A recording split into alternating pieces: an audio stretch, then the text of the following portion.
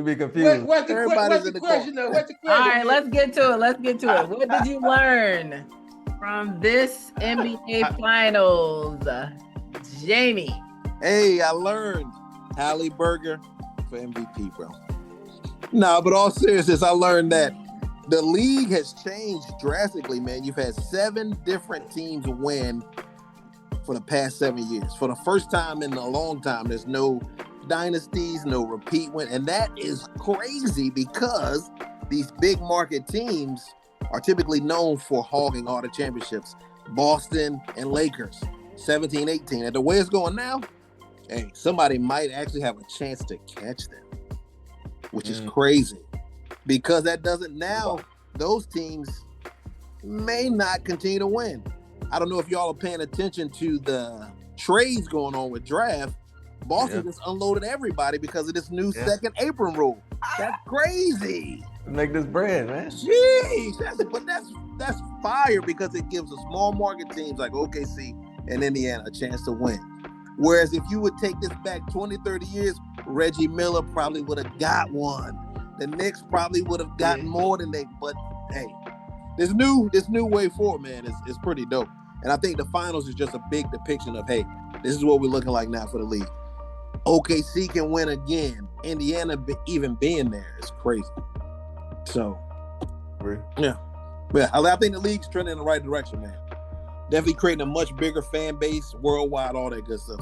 Versus everybody in the major cities are the only real fans of sports teams because their teams are always typically the greater teams. Yeah, right, I think it's a great show. Go ahead, Pop, what you got? But I kind of look at it from a different point of view. And the point of view I look at it from is the young guns that I kept calling OKC. They coming, but I don't think that, the spread around of the championships over the past 7 years, that's a good thing. But I don't think the NBA is going to totally ignore the Celtics and the Lakers, and I think they still going to reign supreme, when you look at the big market team, because at the end of the day, it's about the money. I mean, and I've always said, in order to win a championship, somebody's going to have to suffer bad luck or something have to happen to one of the key players, and that will happen to Halliburton, because, you can take a little bit of luck to get you to that championship. And I have to say that. I don't know if this is going to be the thing going forward, that you can get teams from small market going to be in the championship. I don't think so, because, throughout the whole playoff, player that was ready to play, like Tatum got hurt, that thing way into a team. So, I think that any good NBA staff is going to make sure those guys get the rest they need and get them ready for the playoff and the championship. And so I don't think you're going to be able to penetrate. I think OKC was good from the beginning all the way to the end. And so that was a hard thing for anybody to try to do, unless OKC run into some kind of injury or something on one of their players. But, man, the way them guys are playing, Williams hit the ground and jump right back up, man. Chet get hurt. Hey. Them boys don't mess around and wait for something to just sit in. They get hurt, they jump right back up like, I'm straight, I'm good, let's go. So, that's something to behold, man. I think AKC, young and pace of play is the magic word again. Pace of play, bro. I don't think it affected OKC when it got the game. I think OKC was still able to run them down that floor, Jamie, even with the pace of play, like you said. I think OKC, young team, hey, they was on point, man. They was ready to go. Their defense in the third quarter what took over. When Shaq started blocking shot, and then the OKC defense started turning. Your star player goes down, you're demoralized, bro. It didn't matter what happened after that. Come on, bro. They will win that game. He goes down. But I think pace of play hurt Hallie, pace of play hurt JT, and that's probably also what hurt Dame with the injury. All these guys have the same calf injury is crazy. You saying they're going too fast? I'm saying pace of play, meaning they're probably playing too much at a higher pace, which is a requirement now because a lot of the younger teams, like OKC, plays fast. The Pacers just play the fastest. All the young teams play fast, Yeah, but now you got the older teams like Milwaukee, Boston. You got to compete with these younger teams, bro. That's going to be work. Even the Cavs are young. They play pretty fast. Yeah. I think it's good for the league, man. I think if you can't handle it, you're gonna get taken down. Oh, type of your thing. body gonna break down. What you mean? It is what it is, but it's only like maybe I think what? at the end of the day, the older teams gonna figure out how to slow the younger team down. They're gonna slow them down. They're walking the ball down the floor and doing all that kind of stuff. That's what's gonna be the thing to try to do. Hey, that don't work. Older Pop. teams are gonna become the younger teams. That's all that's gonna happen. That don't work. Yeah. Have to. I think the old guys are done. Yep. For me, it looks like because both of these teams, I didn't expect either one of these guys to be in the finals. Nobody did. When I looked at them from the old lens, but it's like you got to put a new lens on.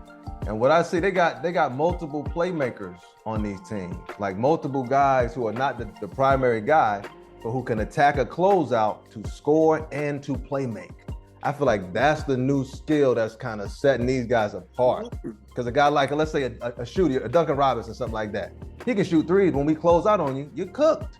You can't really do Done. or the play. Done. And there's He a lot can't- of he guys can't- who he just can't catch and strip shoot, and when you ball. close out, they're cooked. They're done. OKC and the Pacers, they got multiple guys who can shoot the three, Playmakers. and then when you close out, I'm going to bang on you, or I'm driving in and dropping that thing off.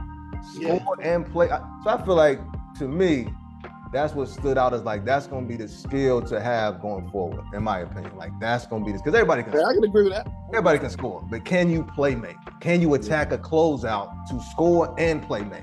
You know, I feel like a PJ Washington is that kind of guy who's like, and that's why he gets those props for that. Like you can catch and shoot the three, yes, but when they come and close out on you, can you still get money? Yeah, put the Right? ball. Those guys just know I can't. I'm done. When they come out here, I'm done.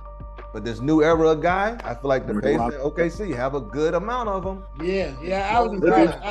I was impressed with OKC the way they was when they closed out on their good ball and hit the open man. I mean, some big man like Chad do that, man. And those guys know where the guy was going to be at, man. They were hitting. And what the good thing about it, when they kick it out, them guys knock that shit down, man. Yeah. Without hesitation. Yeah. That game. Without hesitation. And even if they miss them, they keep taking them. Like that's the plan. It's like, it's hard to defend because it's a team of unpredictable people. It's not one person you're trying to stop. You're trying to stop a team of unpredictable niggas who are in sync also. That's tough.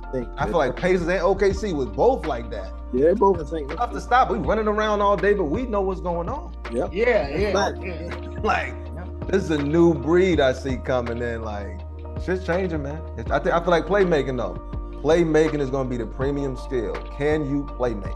Yeah. We know you can score. Everybody can score. We get that. Everybody can score. Yeah, everybody Play can make. score. At that level, everybody can score. You're right. I feel like that's what we have. I feel like basketball's evolved to that point because it's been around what 80 years now. Professional basketball. Everybody can score. Like bro, literally, everybody can give you them buckets in a lot of different ways. 40 apiece. Yeah. Everybody can play make. Everybody can attack a closeout. You know what I mean? I feel like that's where the next step is. That's what I feel like I learned from the series. That kind of remind me of Shaka Smart when he was down there with his team, man. Them guys would play fast paced. UVA? Yeah, Shaka Smart was at VCU and VCU when they were balling. Yep. yeah, he was at VCU, man. Them boys were up. They was up and down the floor and they were making good passes. Then you close out, they make their pass balls like, what in the hell? How you see that? Yep. Yeah. You get players to buy in, man. It's the tough. And that's it. The buy in. Yep. No. All right. My thing with OKC, I mean, they do it, but when you make the play, then when the playmaker kick the ball, and then you miss it, you like, especially with Indiana coming back at you, it's like Indiana was getting back in game because OKC will go by 10, and then the guy make the playmaker and kick it out to the guy, and the guy missed the daggone three. Then Indiana back down on that, and they fucking get a point. Then it's like Indiana stayed in the game. But hey, pace of play. Indiana gets a rebound. 2 passes, ball is up the floor at the 3-point line, shots up. Bingo. Yeah. 2 passes is crazy, man. They're trying to get you in the paint on a mismatch. Big man on little guy in the paint early, get all it the time. Bomb. Yeah. That's but I think with OKC, how they stand out, because they also got a dancer. That nigga look you in your eyes and dance with you also. Yeah, he gonna cook you. Whatever you want. He'll give you the dance of your life out Yeah. here. So that's tough to stop. And he can play making attack and close out as well. It's like, hey, this is Yeah, and Indiana doesn't have that guy. They don't have Indiana ain't got no. They got Pascal. He's not the dancer. He's not close. Not close. He's on some let me have this dance type of thing. You know what I mean? Yeah. Can I have